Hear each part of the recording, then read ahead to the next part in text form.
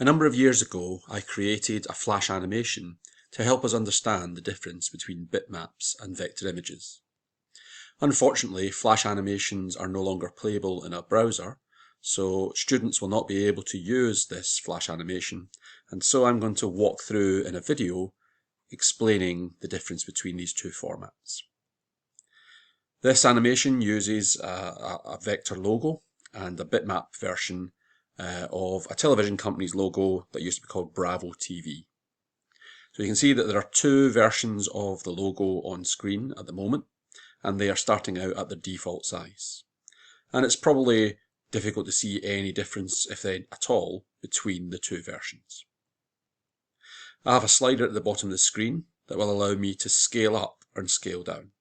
So I'll make a small adjustment by scaling up. Now, it immediately becomes obvious that a difference has happened. If we look at the bitmap, we can see pixelation has started to occur, whereas the vector image is now still perfectly smooth. As I scale further, this pixelation fades in and out depending on how much I'm scaling by, but it's always slightly noticeable.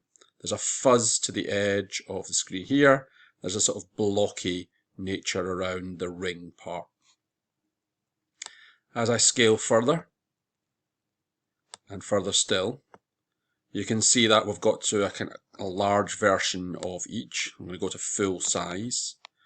And it's very noticeable that we have pixelation even within the ring now. We can see slightly different colours to the shading of the bitmap. Throughout this, the vector image has remained perfectly smooth. The edges are very crisp, and the colours themselves are a solid block.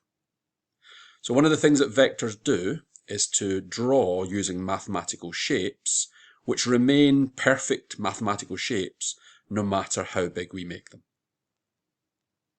If I return back down to around about our original size, then most of the pixelation sort of disappears. I could get it exactly if I could get exactly the original size.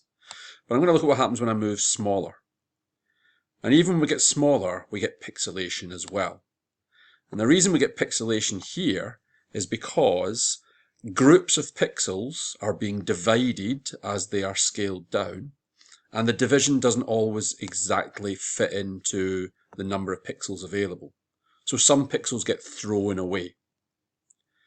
We can see this right at the very bottom of the scale. This still looks reasonably smooth, although it's so small we can't really see it very well, but you can see that a lot of detail has gone missing. The little horn has gone missing, the line's much thinner, and that's because some of those pixels have landed on an area that's halved and thrown away the remainder.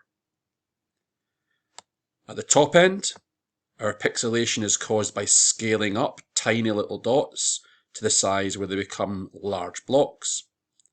And at the small end, our blocks have been divided out of existence by inexact division of numbers.